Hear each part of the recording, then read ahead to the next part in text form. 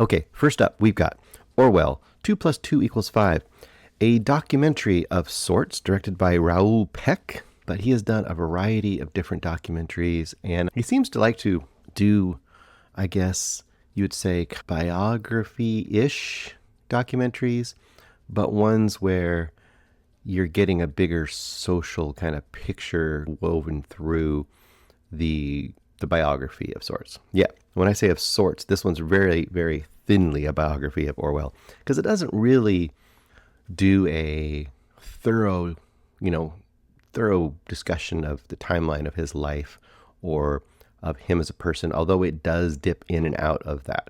The basic concept or the kind of the conceit of Orwell, 2 plus 2 equals 5, is it mostly is voiceover from him. Well, not from him, but from his words being spoken. I didn't write down who was the voiceover actor. Either way, someone is reading basically Orwell's words, mostly from his journals and diary entries from the period where he is writing 1984. So it isn't like a bunch of excerpts. It's from 1984 itself. But the ideas and stuff swirling around 1984 was happening in that time period when he's journaling and writing diary entries. And also during that era, he is basically convalescing on the island of Jura, Scotland. He's suffering medically.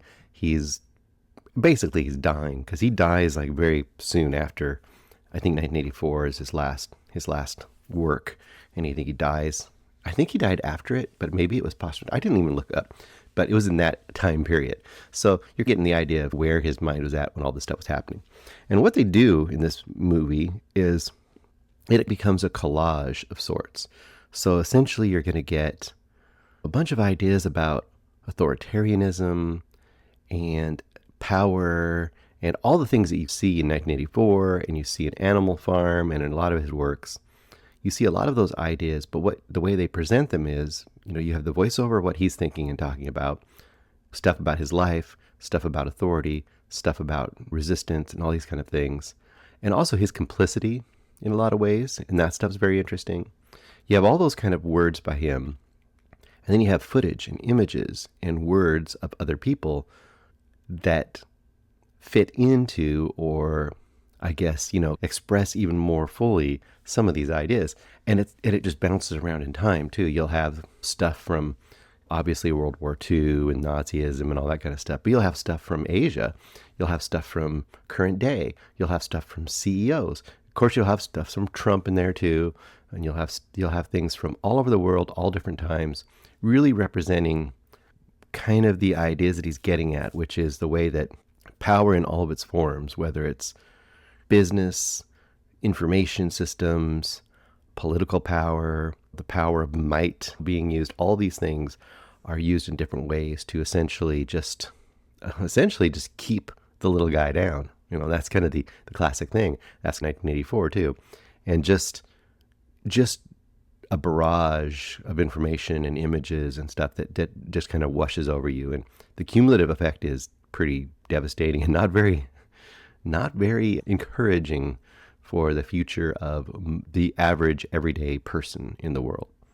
Now, I know that I was talking to a person I know at work who's really a movie fan, and I mentioned this. I was watching this Orwell documentary, and he got really upset because Orwell, like a lot of these older, when I say older, like, mid to early 1900s authors or filmmakers or whatever they might be, a lot of them have some really bad takes on certain things. Like Orwell, I guess famously very anti-Semitic.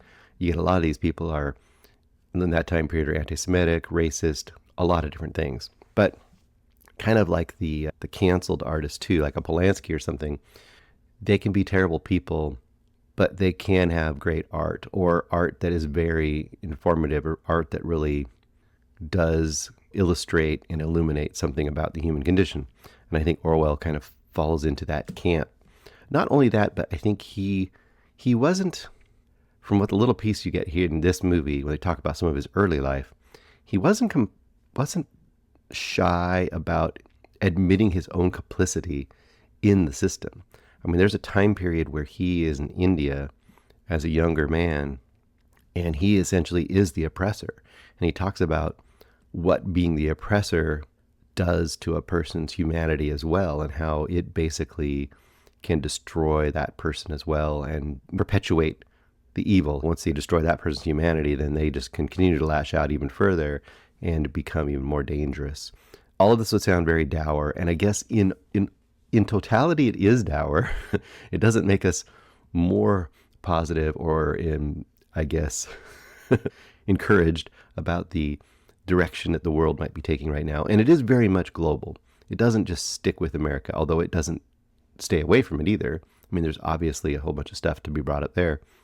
But it goes, like I said, it goes globally as far as really showing how these effects and forces are being used throughout the world. And I think the biggest point of it is the idea of information.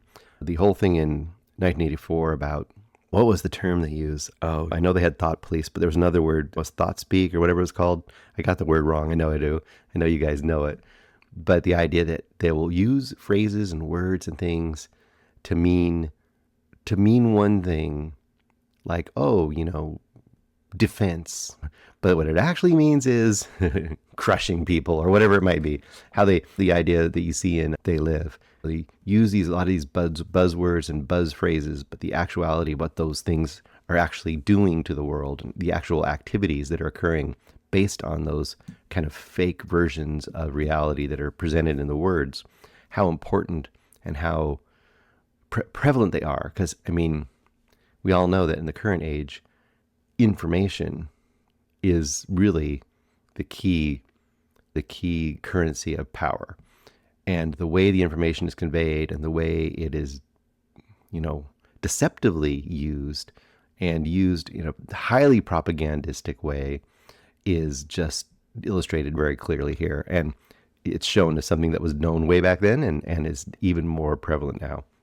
So I think in that way, it's a very timely, of course, but also interesting to see how those things have not changed much.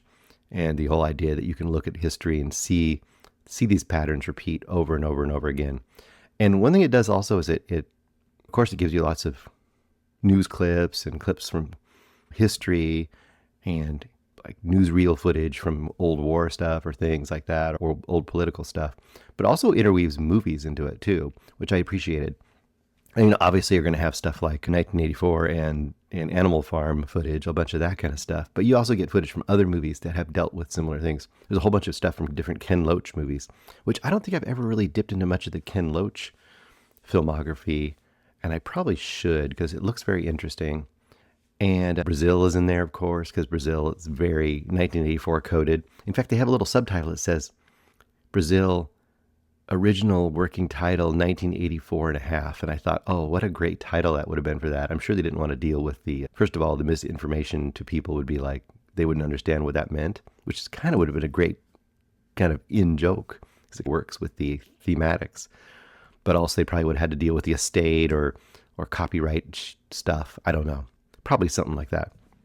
Either way, a pretty effective documentary. It is almost 2 hours long.